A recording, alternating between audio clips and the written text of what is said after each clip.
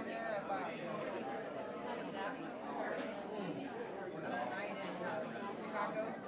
Yes. Shots. Right there. Right there. Right there. Took that picture. Yeah. That was in Arizona.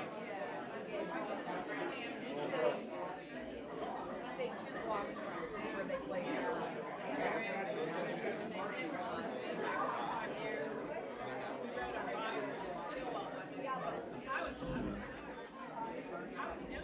That was Danny's on the deck.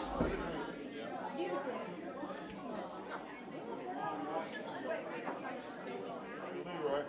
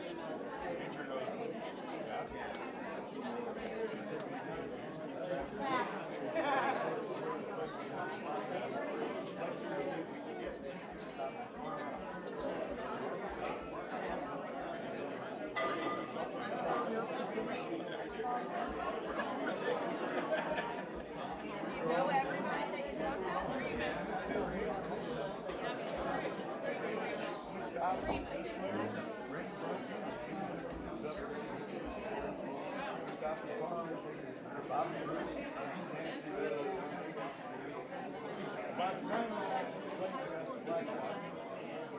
we had at least another back.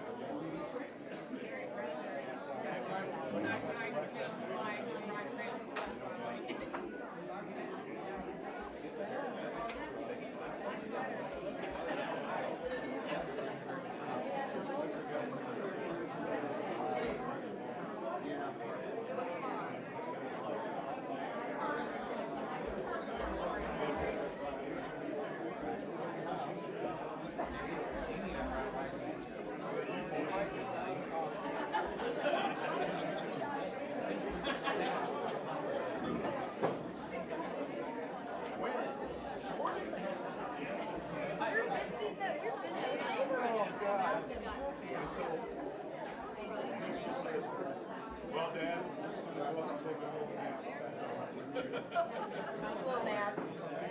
Here, come here.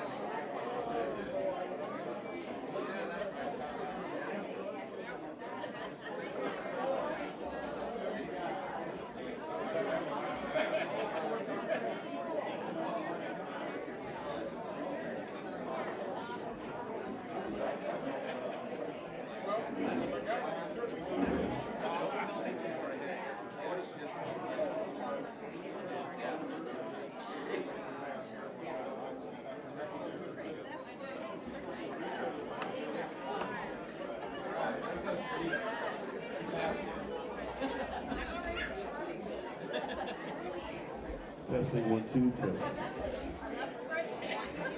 Test 1 2 test.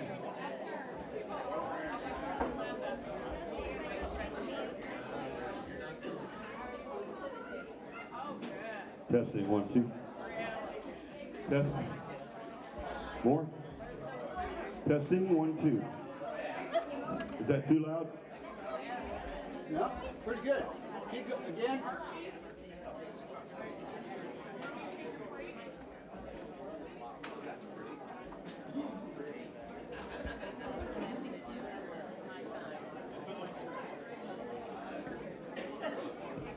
Testing 1 2 test.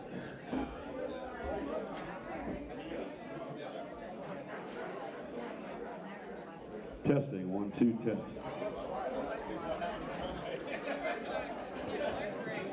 Test. 1 2 test. Louder? No, okay. My wife has kept giving me the thumbs up, so okay.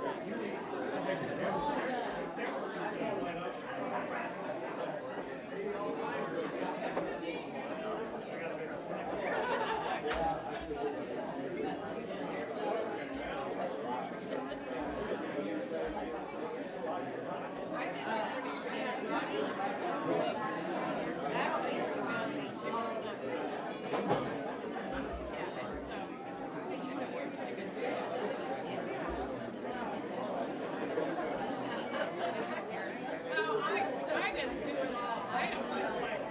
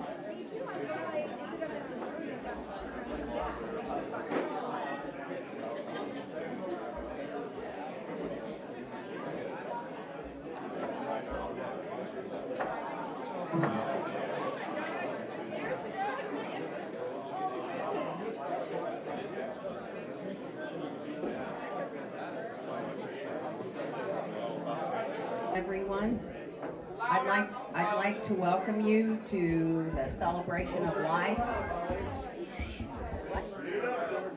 I'd like to welcome everyone to the celebration of life for Danny Veach. He would not allow a funeral or a visitation, but he never said no to a party, so we're all good today.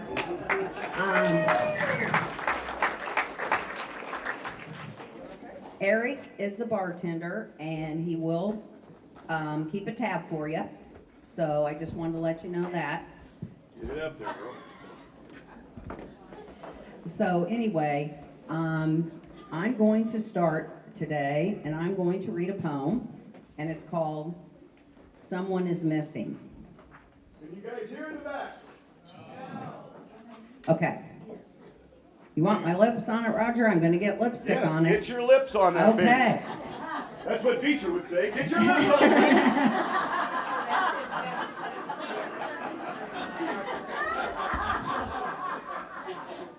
All right. How's that? Better, but in the back? Can you hear me now? Can you hear me now? Better. All right. Okay. Let this be a loving reminder that someone is missing today. Someone our hearts still hold on to as we travel along life's way. Someone who made life so special for all of those who gather here. Someone who won't be forgotten, but cherished from year to year. And now as we pause to remember, let us all fondly recall how dearly each one of us loved him, and oh, how he loved us all. And that is very, very true.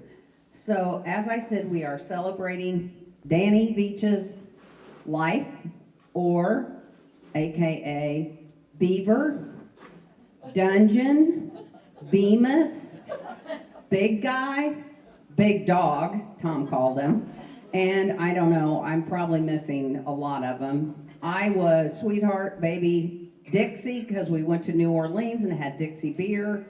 Then it was the Big Blonde for a long time. Yeah. And then he started calling me Holly K. I'm like, stop it, but he kept doing it. Anyway, there is going to be a spot in the program, and the family would love for people to come up. if I can stand up here, you can do it and share any stories or remembrances or how he impacted your life.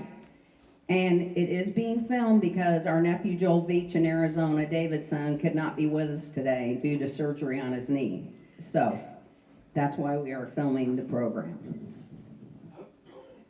Carly?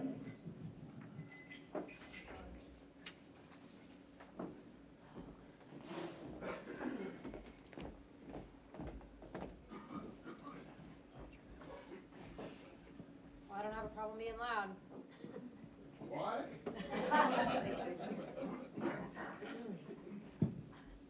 Hello, for those of you that do not know me, You can do it.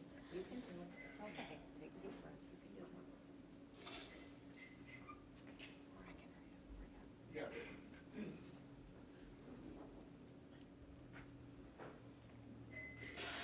I'm sorry.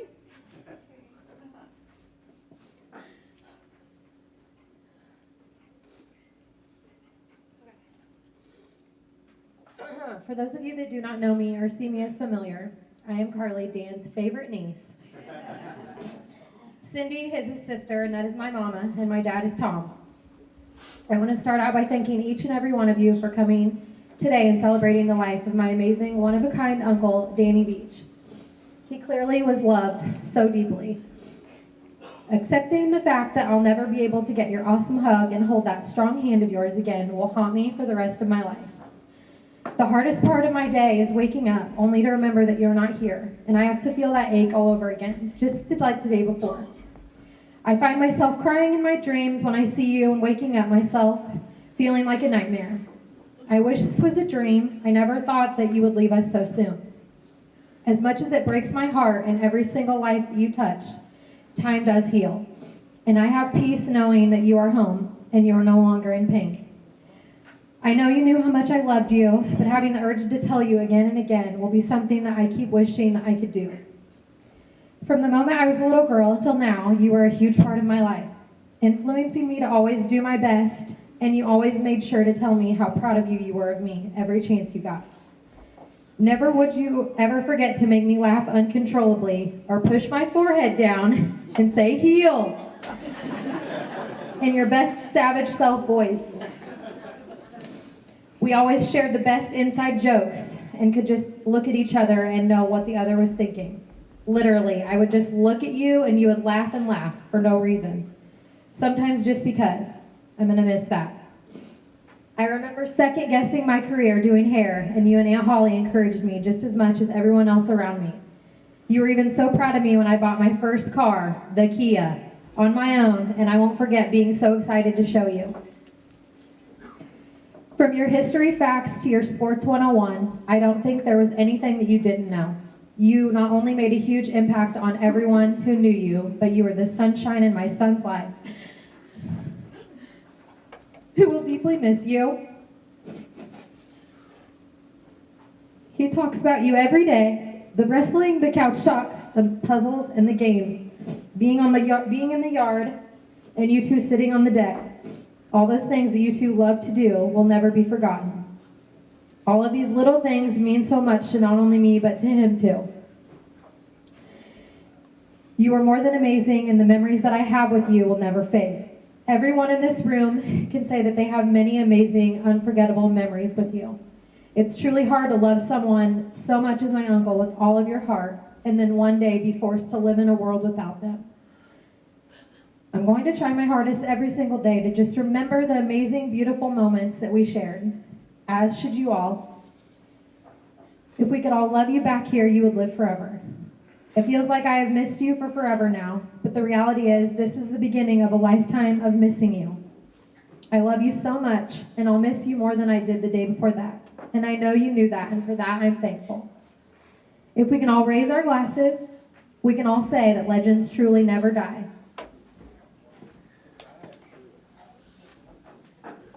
Good job, Carly.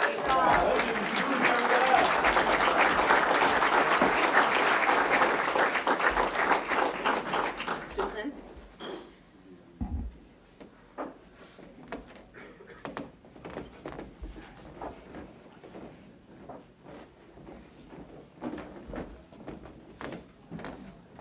Hello,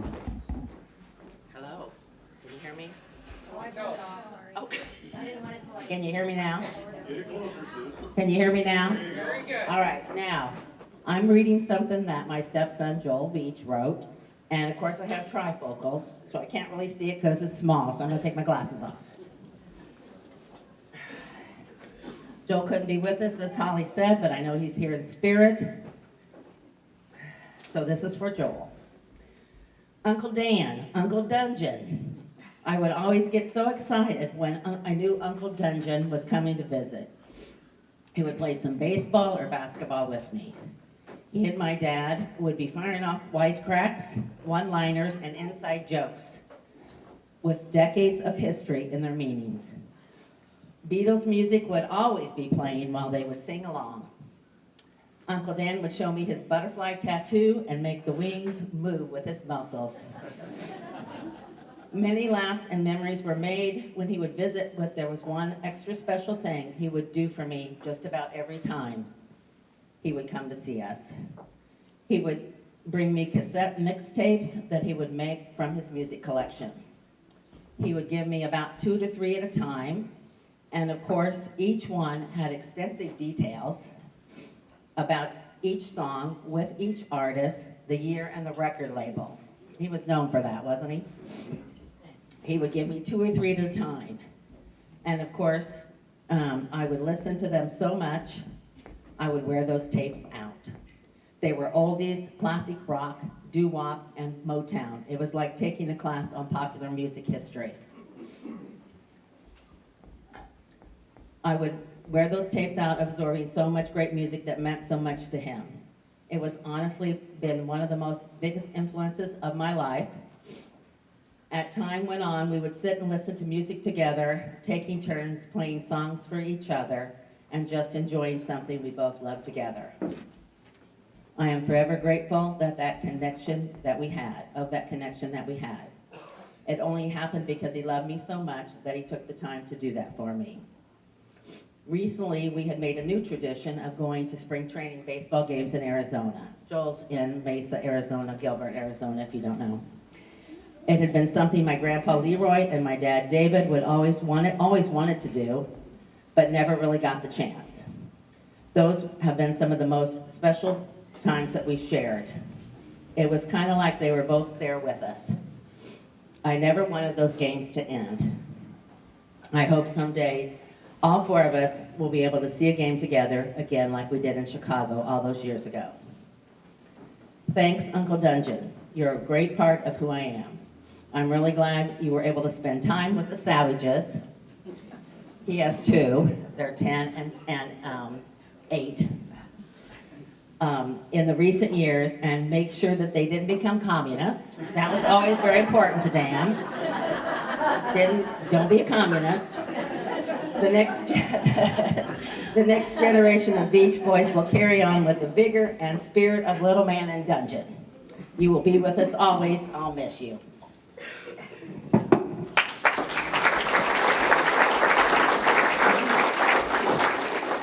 my glasses back on so I can see to get off the step. Yeah, I don't need. Oh, that would be.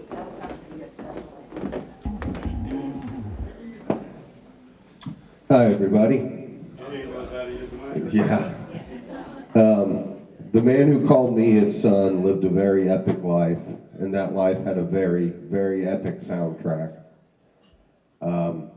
It'd be impossible to pick a favorite song that Veach had, but one he always told me he was fond of was Glory Days by Bruce Springsteen, and its story of reliving the baseball glories of high school days and old friends getting together over drinks. And with that song in mind, I asked my friend Aaron Jones to sing another Bruce Springsteen song for us that captures what a one-of-a-kind treasure of a man Veach was. So with having said that, I'd like my friend Aaron to come up and grace us with a tune. Thank you.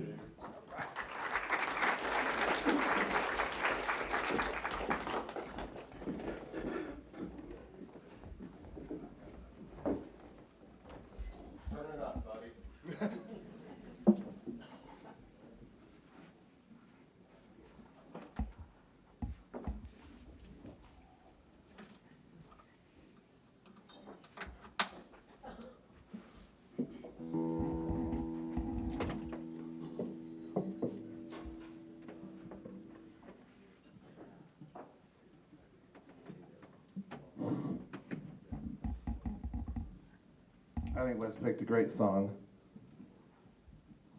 I was always afraid to go see Danny whenever I'd go over to Wes's because he'd always quiz me on anatomy questions. And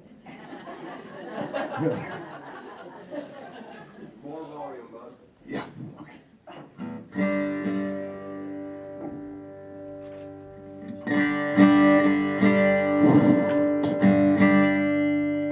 That good, Wes? That's good. All right, thanks.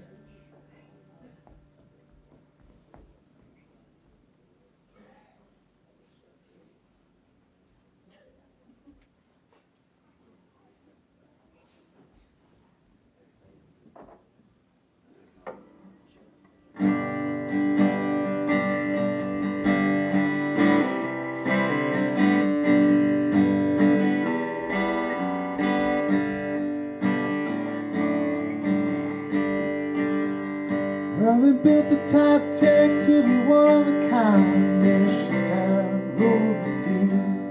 They built the Eiffel Tower to stand alone. They could build another if they please. Taj Mahal, the pyramids of Egypt are unique, I suppose. When they built you, brother, they broke the mold. Now the world is filled with many wonders under the passing sun. Sometimes something comes along, you know it's for sure the only one. Mona Lisa, the David, the Sistine Chapel, Jesus, Mary, and Joe. When they built you, brother, they broke the mold. When they built you, brother, they turned dust into gold. When they built you, brother, they broke the mold. They say you can't take it with you. I think that they're wrong. 'Cause I know I woke up this morning, something big was gone. Gone into that dark ether, you're still young and hot and cold. Just like when they built you, brother, they broke the mold.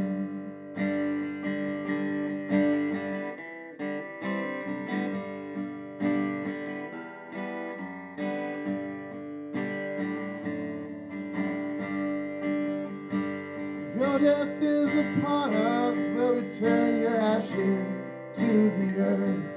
I know you'll take on knowing you've been roundly blessed and cursed. Love is a power greater than death, just like songs and stories told. When she built you, brother, she broke the mold.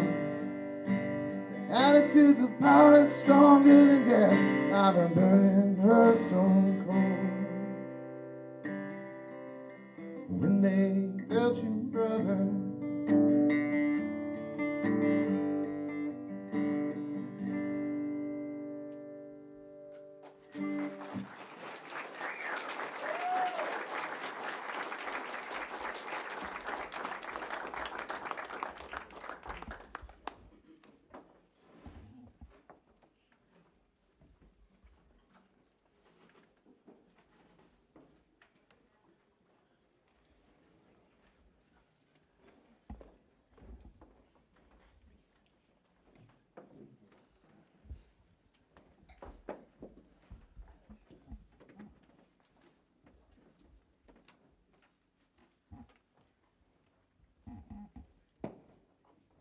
Can you hear me okay?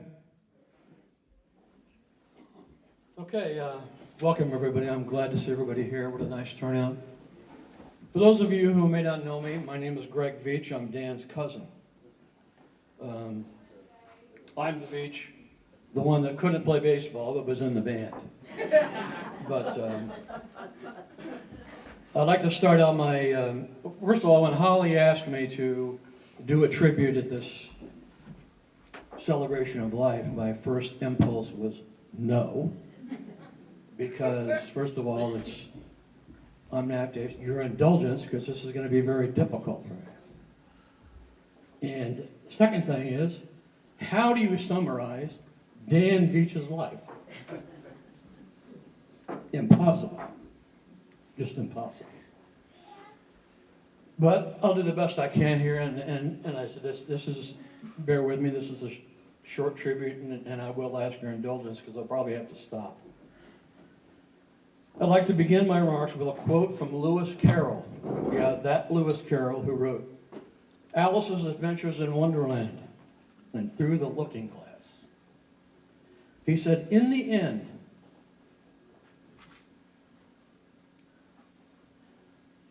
the only thing we regret are the chances we didn't take. The relationships we were afraid to have, and the decisions we waited too long to make. Danny Carroll Veach. No one ever used his middle name unless they wanted a bloody nose or they were family. In fact, the only person I remember using Danny Carroll with any regularity was our grandma Hersey Veach. Danny Carroll, Gregory Dale, David Lee, get in the house. How was your eats at school? Although Carroll was not an uncommon name for men when we were young, one of Dan's mentors and influences was Coach Carroll Shelby. And he had another name as a child that I remember, Beaver. I think Holly might have mentioned that. Beaver Veach. I don't know where that came from, but I vividly remember him being called Beaver. And of course, just plain Veach are the names that we've talked about. There were 4 of us Veach cousins, Dan, David, myself, and Curtis. But when someone said, where's Veach? There wasn't any question about who they were talking about. They were talking about Dan. Funny story, 1971, 1972. I was in junior college over at Canton and I was visiting a friend at Western. She's here today and she shall remain unnamed. But I was over visiting her and some friends and the phone rings. She goes to pick it up. And I'm sitting there, you know, going to spend the evening with the gals. And she comes out and says, you have to leave. And I said, I have to leave? I just got here. She goes, Veach is coming over. She didn't mean this Veach.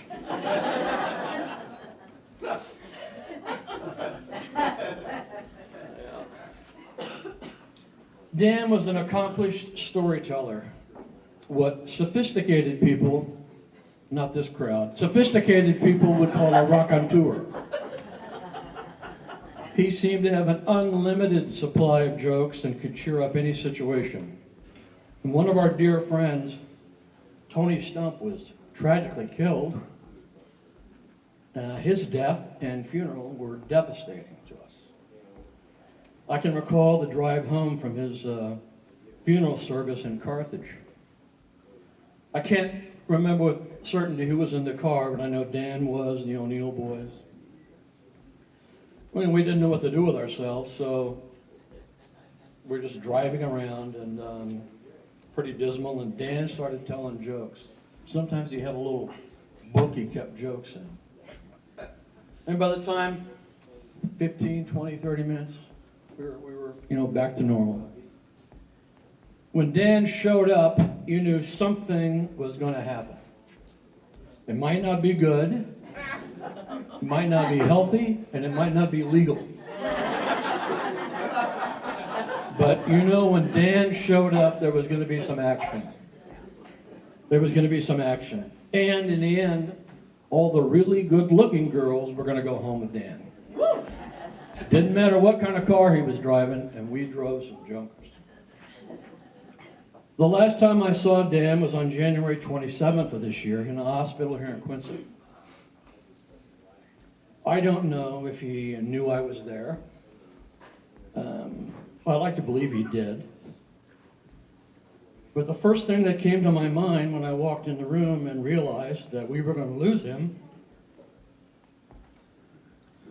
was to say, been quite a party, hasn't it, Dan? Dan never had any children of his own.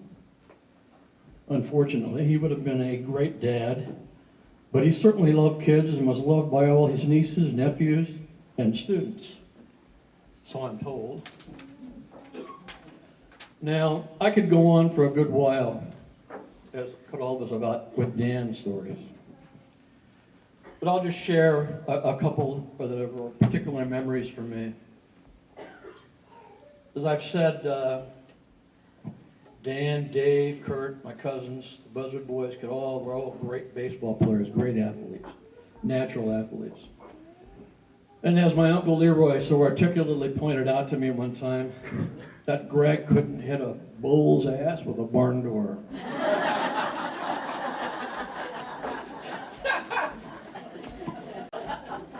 Which was true, of course. Sometime around 8th grade, I discovered that I could play the drums. And so I played the drums, and I got fairly good at it, ended up in this band, the Odyssey. And back in those days, there was no social media, no cell phones, no air conditioning in the cars. My grandpa, who was the manager of our band, used to post our dates and locations we were playing on a chalkboard in the window of his store where we rehearsed. There were the guys in the band, there were friends, there were people from around, that followed the band and would come to our rehearsals. My friend Jack Walbring, who's with us here today, said it was like a family. And the unofficial head of that family was Dan Veach.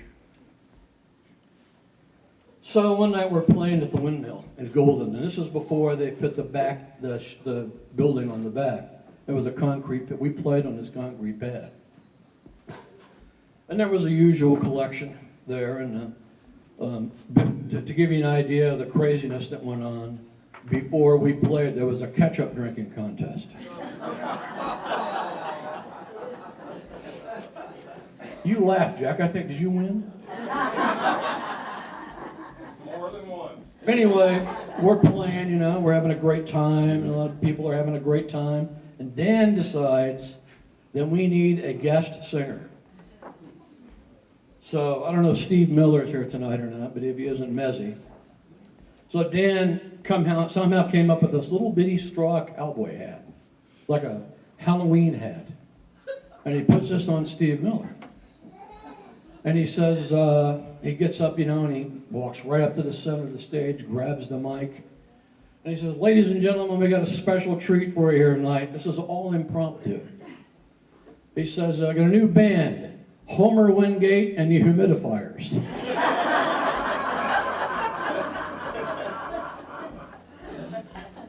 Of course, alcohol was involved. And he goes, "Come on up here, Homer." So Steve Miller comes up on stage, and we laid down a country. He sang and howled and did all kinds of crazy stuff. We're all falling out laughing. This is typical Dan. Who thinks of that kind of thing? Who does that kind of thing? Dan. Another time we were camping. It was my dad took myself, Dan, and David camping at Siloam Springs State Park in my grandfather's Chevrolet Caravan station wagon.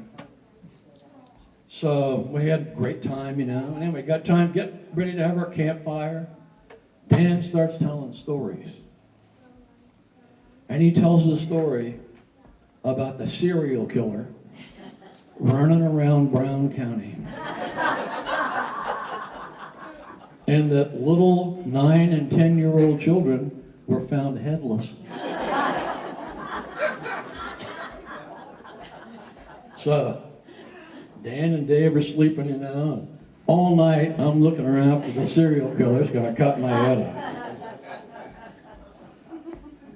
Anyway, what I remember most and what I'll take with me is the laughter and the joy. What fun what fun we have. From traveling with the band, and he took a trip one time to Six Flags with Trudy and I. He invented this stupid thing we would do when all of the cousins were together. He'd throw up his arms and go, "It's time for a performance of the Flying Veaches." And we would do all kinds of stupid things. But I'm sure Dan had some regrets, don't we all? But I don't think his revolved around the chances he didn't take, or the relationships he was afraid to have, or any decisions he waited too long to make. Life was too much fun. When I think of Dan, I think of someone who gave us a bright way to see the world. Someone who loved us unconditionally. Someone who was happy when we were and pulled us up when we were down or lost. Some may find comfort in the belief that Dan's spirit is reunited with family and friends who have gone before. Perhaps he's having a game of catch with his dad and his uncles, or hitting fungos to the little man. For me, he lives on. There's a little bit of Dan in my children, in my grandchildren. There's a little bit of Dan in his nieces and nephews. There's a little bit of Dan in all the students he taught and influenced. And there's a little bit of Dan in all of us who had the privilege to know him and to love him. All I know for certainty is that this world is a duller place without him. But we remember. And as long as we remember, and remember him to others, Dan will live on in us forever.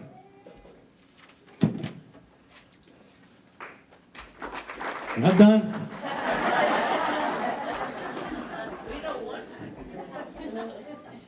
The following is often read at funerals, and although this is not a funeral, but a celebration of life, I still think it's appropriate. The author is Henry Scott Holland. He was a priest at St. Paul's Cathedral in London. And this was actually part of his sermon he delivered at the funeral of King Edward VII at Westminster Abbey. King Edward's nickname to his family and other royals was Bertie. And I feel strongly that if this was good enough for King Bertie, it's good enough for our beaver. It's titled, Death is Nothing at All. Death is nothing at all. It does not count.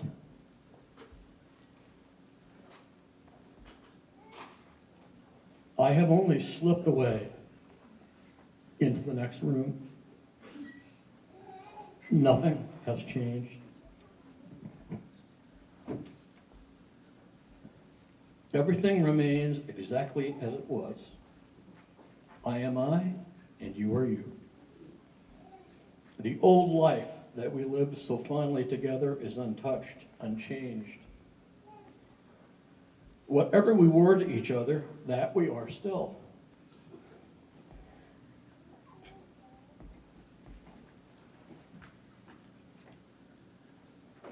Call me by my old familiar name. Speak of me in the easy way which you always used. Put no difference in your tone. Wear no forced air of solemnity or sorrow. Laugh as we always laughed at the little jokes that we enjoyed together. Play, smile, think of me. Pray for me. Let my name be ever the household word that it always was. Let it be spoken without an effort, without the ghost of a shadow upon it. Life means all that it ever meant. It is the same as it ever was. There is an absolute and unbroken continuity. What is death but a negligible accident? Why should I be out of mind because I am out of sight? I am but waiting for you for a brief time,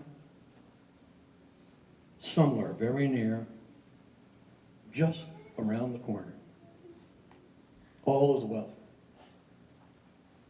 I selected that because I can hear Dan saying it, and I think those are some comforting and encouraging thoughts. So thank you all for coming, and thank you for listening to this brief tribute to Dan.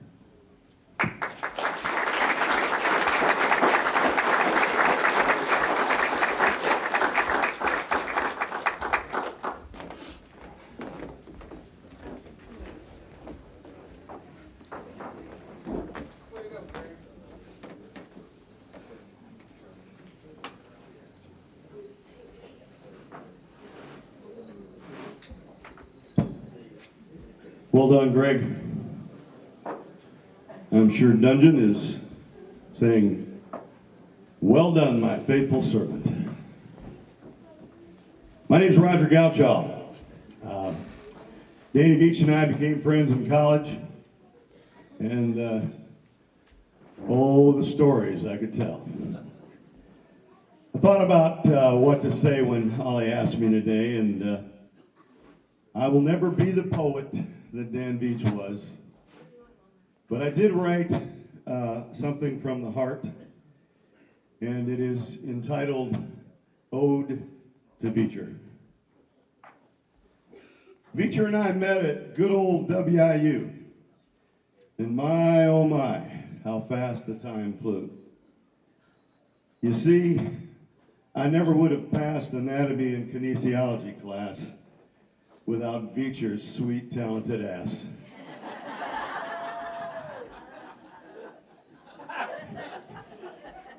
True story. After Western, we played a lot of fast pitch. You always thought you were better than me. How rich.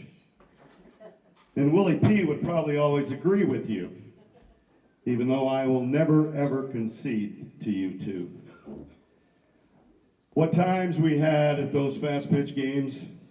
Off we'd go to the windmill with our dames. Win or lose, we'd rehash every inning, and we never had too much thought about who did the winning. And then for 15 years, we lost track of one another. And when we reconnected, Veacher became my brother. Late one night, a phone call from the MAPE to Abington. Over the speakerphone, we heard the King's castration. There were many trips to Chicago and Wrigley with Veacher, Holly, and Karen, the three amigos, the G-Man and me, and a lot of my family. Bleacher bums we all became, hoping we got to sing Go Cubs Go after the game. When Veacher called you a communist or a savage man, they were really just terms of endearment from your buddy Dan. Veacher's wit and humor really had no equal, and what better proof than Ode to a Weasel. The G-Man and I made many trips to Golden, and the fun we had with Veacher and Holly, our friendship did embolden. For my son, dear friends, you now became, and today we come to mourn and honor your name. Holly, Wes, Cindy and Tom, Carly and Briar, Susan, Joel, Jenny, and those boys on fire, I know how much you will treasure his memory, and I hope you know that for me, you are now family. Words cannot adequately express the pain in our hearts and how much I will miss hearing Veachy here at Motorcraft Auto Parts. His final words to me were, I love you, brother. And those of us here today know that there will never be another. Dungeon, Veacher, Danny or Dan is now entertaining Leroy, Wilma, and Little Man. Now, a year ago, we lost Leroy. and I was supposed to come and sing at Leroy's funeral. And it just happened to be on the date of my scheduled back surgery. I was going to sing an Elvis gospel called Precious Lord, and I would like to do that to honor my friend today.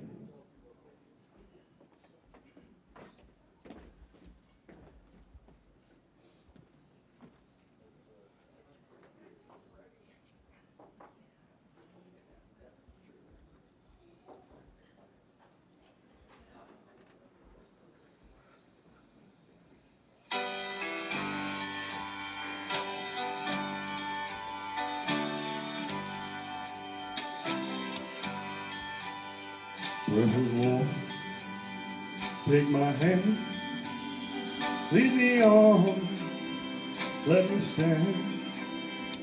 I'm tired, I am weak, I am worn. Through the storm, through the night, lead me on to the light. Take my hand, precious Lord, and lead me home. When my way grows dreary, precious Lord, linger near. When my life is almost gone, hear my cry, hear my call, hold my hand, lest I fall. Precious Lord, take my hand and lead me home. When the darkness appears and the night draws near, and the day is past and gone, at the river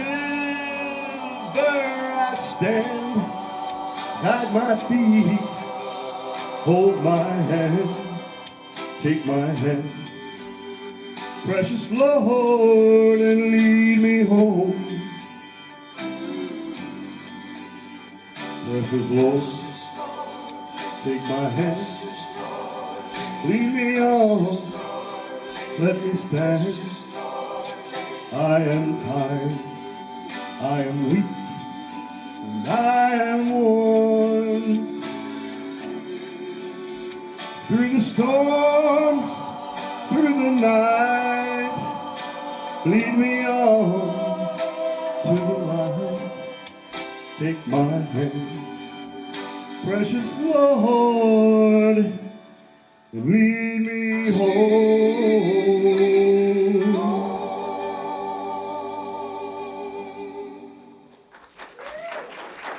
Thank you.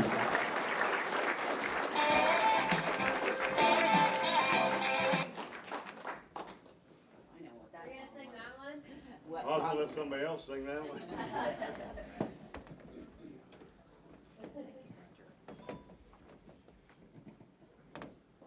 For those of you that don't know this, Roger had quite a career as an Elvis impersonator. And Marco and Danny and French and a group of them would get up here on stage and lip sync, and Roger would sing. That's because they couldn't sing worth a shit.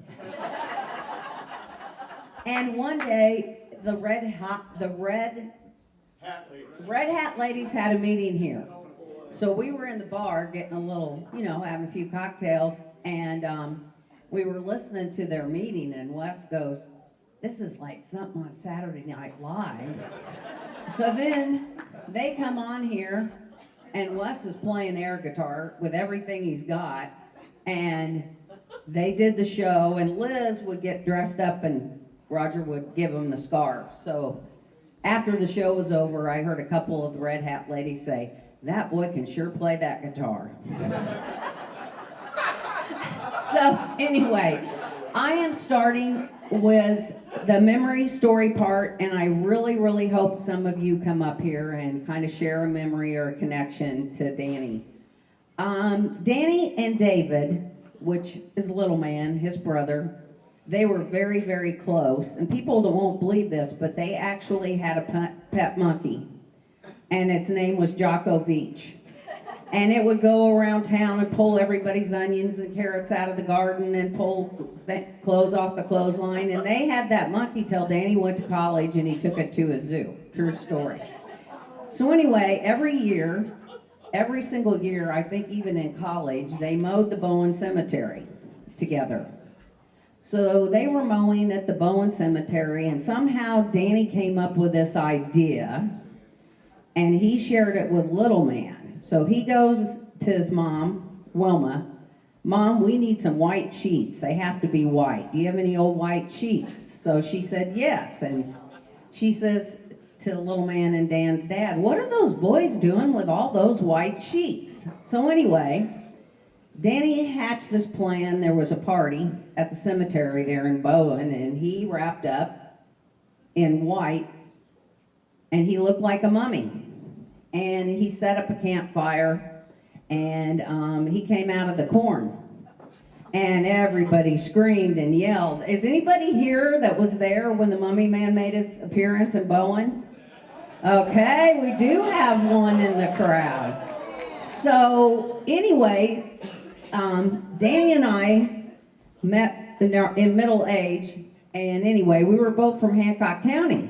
So of course I knew about the mummy man. My brother and my lifelong friend Tracy, they were thinking about going out and catching him. And so anyway, the mummy man went on, and this was in the Carthage Journal-Pilot, October 5th, 1971. Mummy man spooks 2-county area. A mysterious figure dubbed the Mummy Man because of his appearance. I'm having trouble seeing this, I'm sorry. With tape wrappings, has been spooking residents of Hancock and Adams counties for about a week. Reported by several widely scattered residents of the county, Hancock County Sheriff Gerald Allison said, "The rat-like creature has apparently jumped from hiding places and frightened passerbys. He has reportedly been seen, according to the Sheriff's Department, of both communities near Bowen, Camp Point, and Augusta." Allison has checked some reports from Bowen, and considering his discovery, I love this part, of an itinerant camp in a cornfield, most of the mummy man stalking. You ready for this part? Most of the mummy man's stalkings may have been only to reap sweet corn for his dinner pot.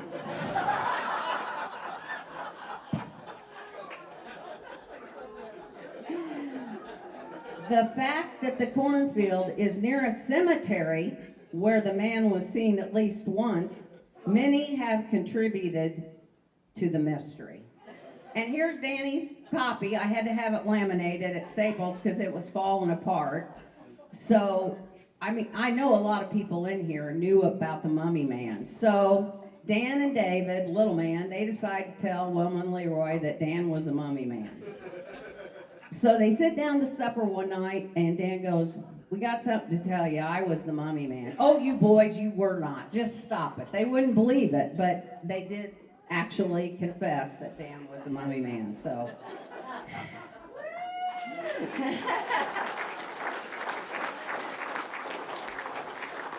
Now, I know there's some people here from Southeastern, and I had the job of going through Danny's massive desk. And if you haven't looked at those photo albums, I found a lot of archives from when he was in high school and then through the teaching years. And he kept every note every student gave him and every card. Now, Southeastern people will really appreciate this one. "Dear Mr. Veach, the Van Fleet boys are planning on dumping a cooler of water on you today. They've already got it filled and ready to go. Watch out. They are savages.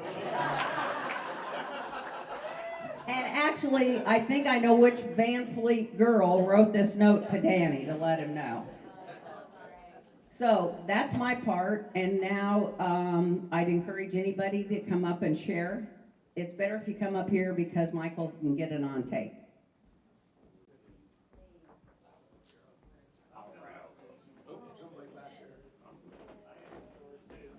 You can line up. Line up. Thank you, everybody, for coming. Steve Califf, I'm Holly's older brother, and Danny Veach and I had the opportunity. It was a 2-week road trip. I had to deliver my son's dog, Elwood, to Red Bluff, California, and loaded guns. And so Danny jumped at the opportunity. And when you travel with somebody that long, you learn a lot of things about him. First thing I learned was he wouldn't wear a seatbelt. Unless we saw a police officer, then he'd hold the belt in front of him. And he had a travel billfold, which he probably lost 10 times, and we were always looking for his travel billfold. And then I found out he was kind of a neat freak because this dog was really shedding bad. It was in the middle of January, Springer Spaniel Border Collie mix, and Danny would hardly get back in the truck without cleaning all the dog hair out. And I'm thinking, we've got 3 days in here, Danny. And it just so happens I had a little flatulism, and so my old truck, we had wings on them. We opened the wings up, and it's like a snowstorm with dog hair. So we figured out how to take care of the dog hair. We went to Red Bluff, California. We stayed with my son. We went to Alcatraz. Danny could still get around good then. We went down through Bakersfield across the Mojave Desert. It was a desert. And 2 nights in Las Vegas, up to Denver, Colorado to Wax Tracks, and then back. And on the way out there, we checked in late one night in Wells, Nevada. And we woke up the next day and it was snowing bad. And we went to there was nothing in this town. We went to a restaurant and we're getting reports that they're getting ready to close the roads. You can't go on the roads unless you have chains, if you don't have 4-wheel drive, and we're sitting there and, you know, Danny's, his comedic delivery, and with a look and what he said, he could just say so much. And I'm sitting there and I said, Danny, I said, I don't drink, we're both married. The only thing they got in this town is a restaurant, a casino, and a whorehouse. I think we better not get snowed in here. And he looked at me with that Veach grin and says, I believe you're right. And, you know, what a great guy. I mean, what more can you say about Danny? He loved Wes like his own son. And, you know, every time I go in that house, I look for Danny at his command post, you know. Everything was there in front of him, his drawers and everything. And he always had a cheerful thing to say, and he was always a great guy to see. Thank you.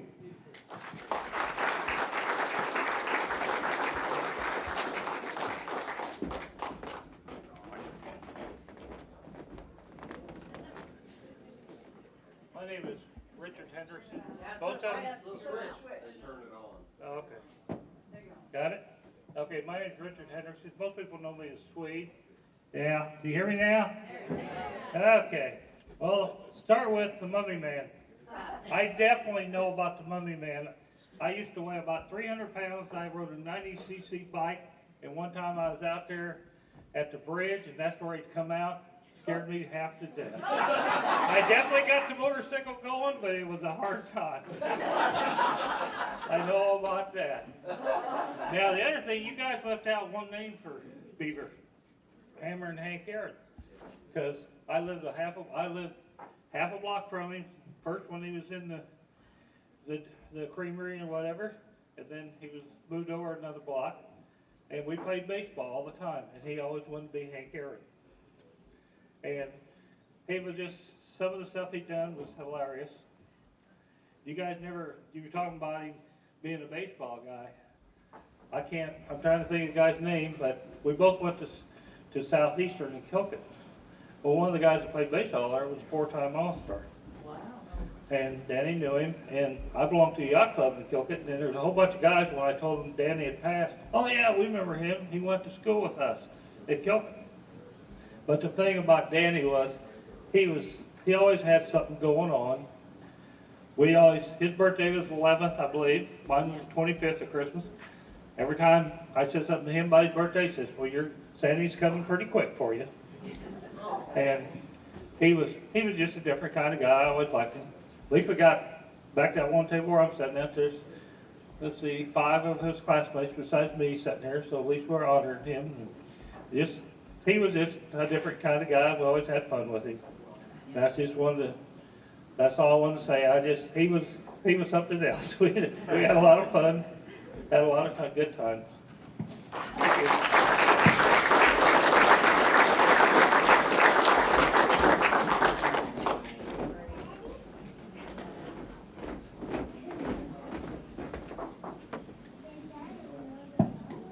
Hello, my name is Casey Monroe. For those of you that don't know, we are my wife, Jocelyn Ray Weiss, now Monroe, and my kiddos are Danny and Holly's neighbor. And so I sat there and I'm like, okay, what the heck am I going to say in this situation? Especially I'm a fairly unemotional guy, and you get me in front of a group with some sadness in the air, and it's, well, we'll see how it goes. How about that? So I'm their neighbor. And it's an underwhelming term. Holly and Danny have been like family to us. It was nothing for my children to run over there on any given day and just barge into the house. And Carver may or may not have his pants on. You knew that there was going to be Danny sitting there with everything lined up, probably watching a baseball game, and maybe some Jack and gin or whatever he was drinking that time. And he just treated my kids like his own grandkids, and that was always awesome to see. From a personal perspective, I mean, there's few people that really kind of just make a mark on you as soon as, or as quickly as Danny could. One of the most intelligent human beings I've ever met. Had the memory of a vice trap. Like if he saw it, he was going to remember it.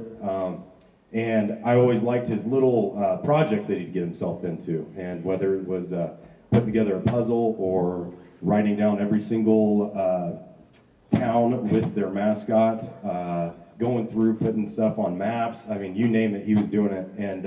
And I don't know why, if it was just him, because he liked doing that type of stuff, or he wanted to keep sharp, or whatever it was, but it was just neat to see the passion in which he would take on something.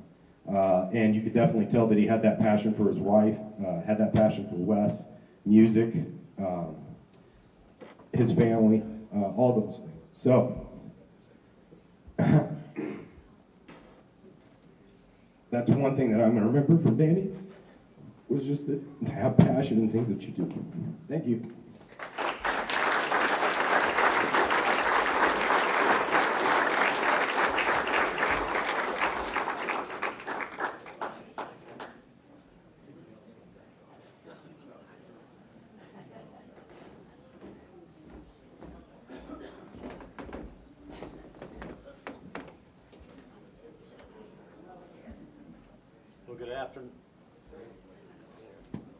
Good afternoon.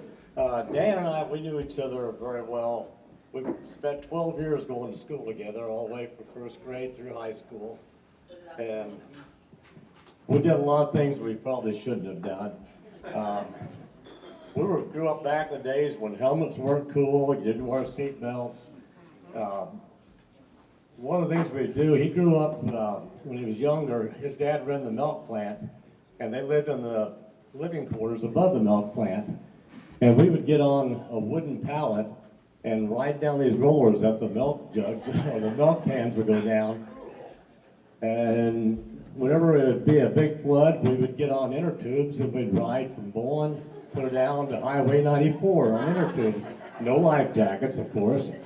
And if anybody ever wondered how the stop sign got on top of the high school chimney, Dan still knows. And a lot of mention was made about Dan's nicknames. One nickname I knew him by was the Boon Man.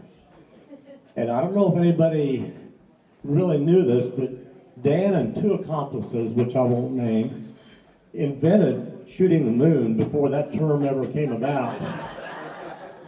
And that kind of got us in a little trouble, but I knew him as the Moon Man. The other nickname I knew him as the Mummy Man also. And I got to kind of set the record straight. He had another accomplice besides his brother, and they swore after there was like hundreds of people lining up the streets of Bowling with machetes, shotguns, pitchforks, whatever. They were going to capture this Mummy Man. And Dan and his accomplice, they swore to the grave they would never tell who it was. And I guess Dan can let it be known now, but his accomplice will never let it be known who helped him. But the night of the cemetery incident, the reports came out the next day that this Mummy Man was 6'3", weighed 250 pounds, and could run like a deer. And the only part of that description I can really verify is he could run like a deer. But Dan had a heart of gold. I'm glad to be here today to help celebrate. But my wife went through fighting cancer. He always had a really kind word and knew the right thing to say. So, been a great friend of mine for all my life. Thank you.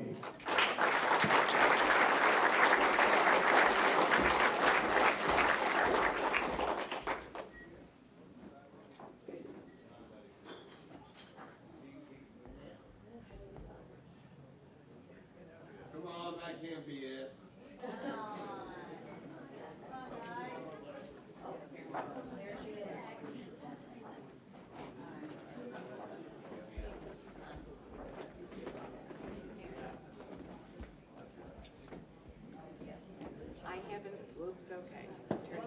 I haven't been to the Quincy area in probably 20 years, and what's famous is that what is real famous about Quincy is the fact that there's been lots of roadblocks.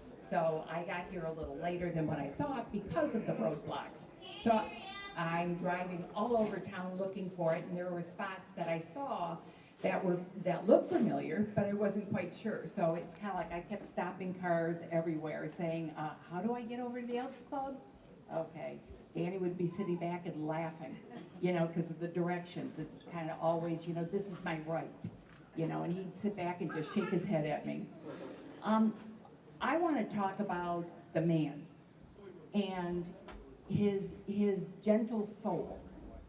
He was one of the dearest people that I have ever met. He really was a true gentleman. His kindness went on forever. I don't think he ever met an enemy. He always embraced people. He always looked forward to meeting new people. He always started conversations with people that he didn't even know. He loved everybody. There wasn't an angry bone in this man's body, even with what he was going through. There were days that I saw Danny where you knew he was in pain with everything that he went through, but he wasn't going to tell you, and he wasn't going to show you, but you just knew inside he was doing everything in his power to stay above the fray, to make sure that everyone around him felt comfortable with him. It was his ability to love was absolutely incredible. He loved Wes like his own son. He did everything he possibly could, and it was always one of the things that I loved about him is that he always had a teaching moment. Okay? Everything he did was a teaching moment for every one of us. His kindness went beyond. You talk about some names that you guys had for Danny. One of the things that would kill me is the names that he had for Holly. You know, I mean, it was, you know, his Petunia, how you doing? And it was kind of like, or the blonde bombshell. What is the blonde bombshell going to think about this? And it was true. I mean, she was the love of his life. There wasn't anything he wouldn't do for her. I met Holly back in 1985, along with Danny.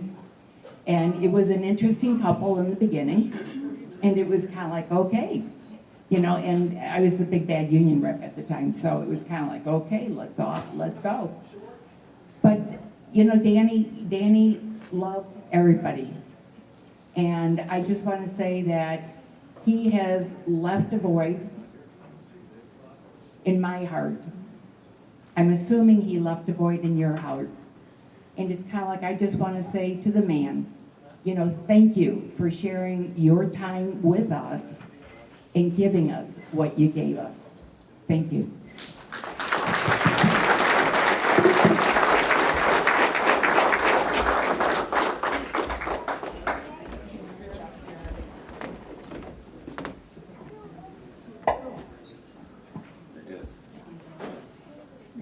I think it's on.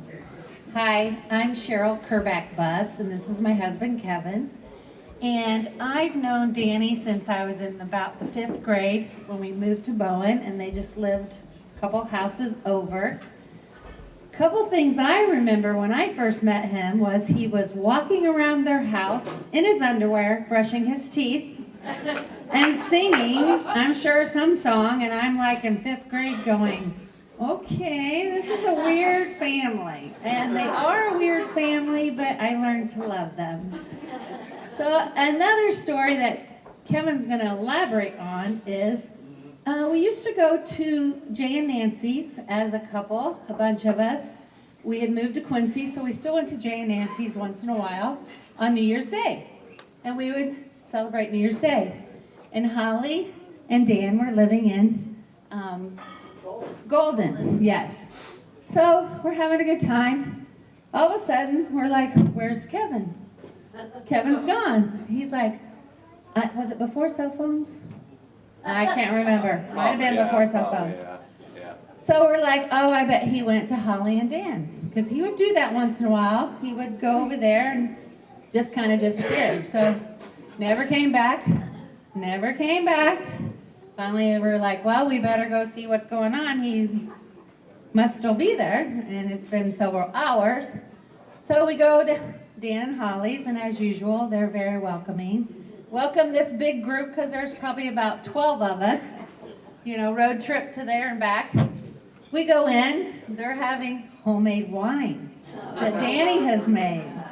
Yeah, now I'll let Kevin take over, if he can remember what happened after that. Well, that's probably pretty minor from what I can remember most of the stories, but yeah. Those days, those happen now and then. Anytime I knew Dan, things kind of slid into a long time. I mean, when I first met him, long before I knew Cheryl, I thought, this guy is really smart.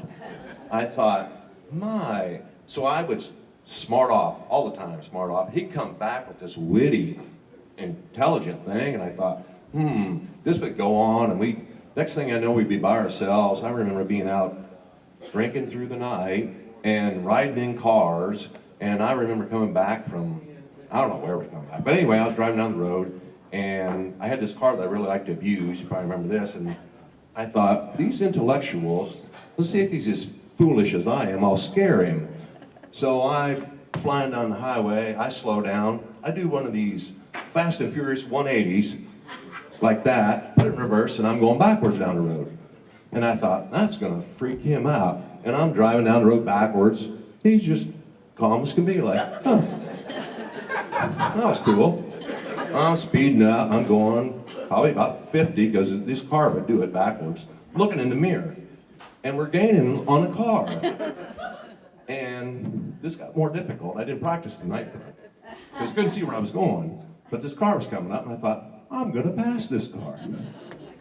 I ease over, I go around the car, we're getting beside it. Dan does one of these, looks over at the driver. He goes, "You gotta see this guy, he's freaking out." I go, "Dan, this is taking my full concentration not to kill us, all right?" And he's laughing finally. I get around the car, we pull in front of him, and the headlights are shining in their eyes. They're back at us, and we're flying down the highway. And now he's freaking out, laughing. That night never ended, I can tell you, because then I thought, that didn't bother him. I gotta find something else. I go, "I'm climbing that water tower." Comes over, we pull up, and the water tower has these big bars, like the zigzag to hold it or whatever. So I jump up, grab it, hand over hand. I go up there, I go that way, I come back down, I get down. He goes, "I've climbed every water tower, every town here." I said, "What?" He goes, "Yeah, I made sure I climbed every water tower in every town." And he goes, "But I always use the ladder." I thought, I cannot beat this guy. I said, "Dan, that's where me and you different." I say, "You take the easy way out every time. I do it the hard way. I got you." And now him and little big man are walking the paved golden streets, getting autographs, I'm sure, from brave fans. Yeah, he's one of a kind. There's no getting past him for sure. Thank you very much.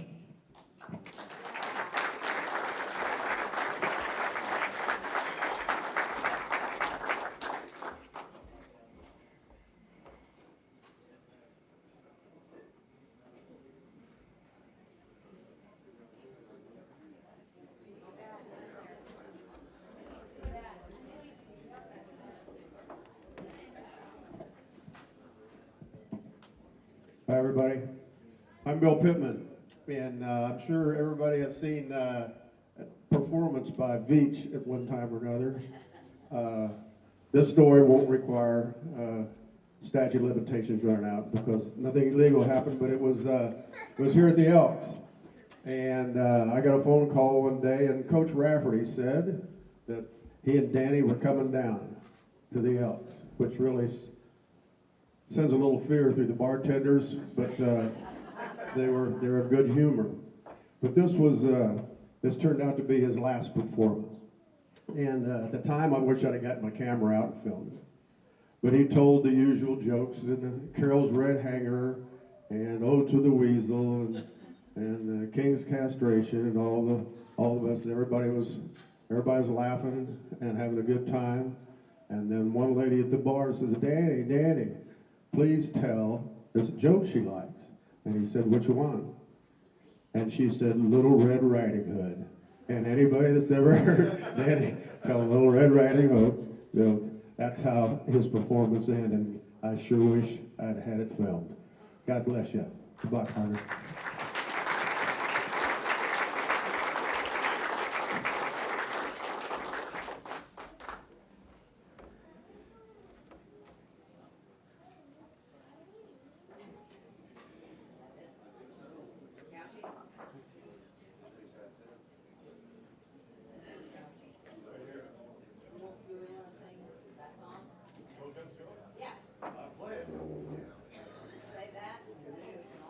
Does my heart good if I can get Daggy to sing along. Danny, are well. Hey, Gussie, thank everybody.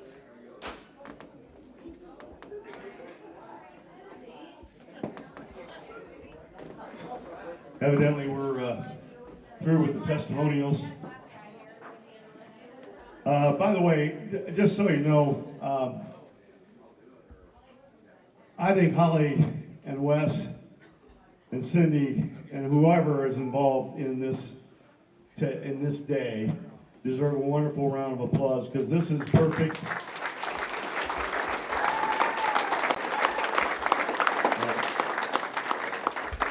Veacher would say it's too much, and then I'd hear under his breath, "Well, not really." But anyway, Holly just wants me to thank you all for coming. I never really knew for sure if Veach was a Cub fan or a Brave fan. He seemed to switch a lot, you know. And I used to give him shit because I told him, hey, I'm a Cub fan. There's no, that's it, period. And he was kind of wavering. But anyway, he did like this song. So, especially for all these Cardinal fans here, I'm going to play Go Cubs Go. Please sing along.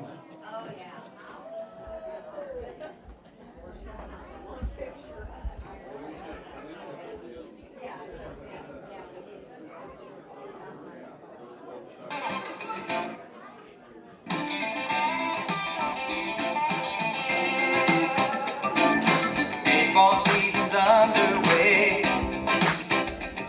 Well, you better get ready for a brand new day. Hey, Chicago, what do you say? The Cubs are gonna win today. They're singing, go Cubs, go! Go Cubs, go!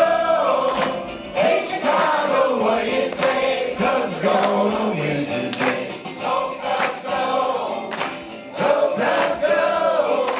Hey, Chicago, what do you say? Cubs are gonna win today. They got the power, they got the speed. Be the best in the National League. Well, then the Cubs are leading. So go down the Wrigley Field. We're singing, go Cubs, go! Go Cubs, go!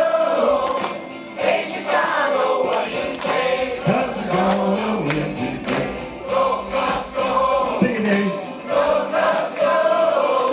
Hey, Chicago, what do you say? Cubs are gonna win today. Right, Tommy? Baseball time is here again. You can catch it all on WGN. Well, not anymore. Don't stand with me and grab Stop your feet. Grab those hands. the Chicago Cubs are the greatest band. Go Cubs, go! Go Cubs, go! Hey, Chicago, what do you say? Cubs are gonna win today. Let's go! Cubs, go! Go Cubs, go! Hey, Chicago, what do you say? Cubs are gonna win today. Go Cubs, go! Go Cubs, go! Hey, Chicago, what do you say? Cubs are gonna win today. Go Cubs, go! Go Cubs, go! Hey, Chicago, what do you say? Cubs are gonna win today. Go Cubs, go! Go Cubs, go!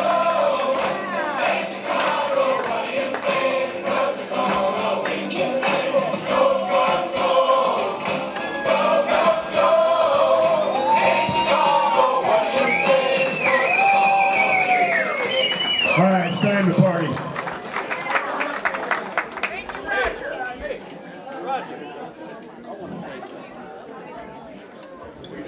I want to say something. Oh, we got one more guy here who wants to say something. It's on, baby. Get it close to your mouth. All right, my name's Duke Clanton, and I didn't say I didn't say anything at David's celebration of life, but 'cause I couldn't take it.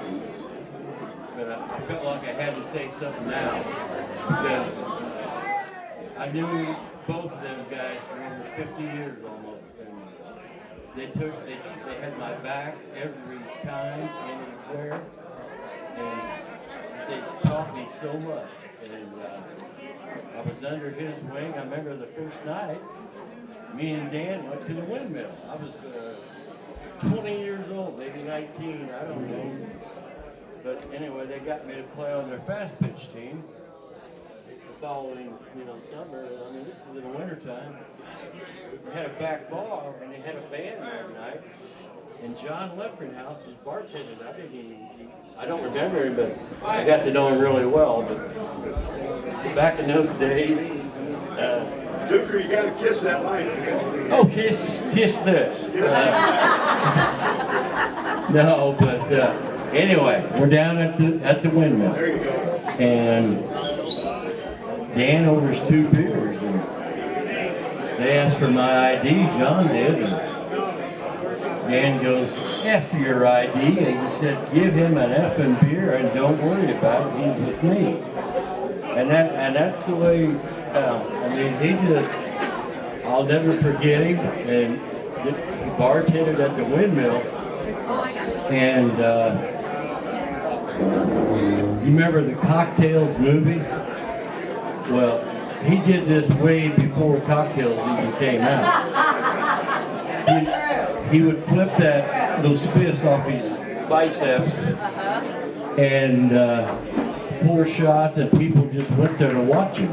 And I was amazed. Just, you know, I mean, here I was just out of high school, but you know, he was such a tolerated pain.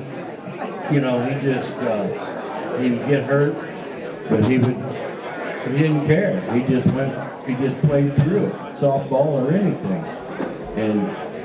But like I said, I had to say something because I'll never forget him. And we used to have Christmas parties at, you know, when I was married at my house, and he would show up with you know, a few albums or whatever, but he was always dressed with a tie and a nice long, you know, sleeve shirt. And here I am with in my house, torn up sweatpants on, and but we had so much fun, and it just amazed me. And I've been around when he was with his high school students or grade school or whatever. He didn't ask, you know, for respect. They just gave it, and that's what I did for him, I think. And I just won't, you know, he'll be in my heart forever. Him and David both. Anyway, that's all I gotta say.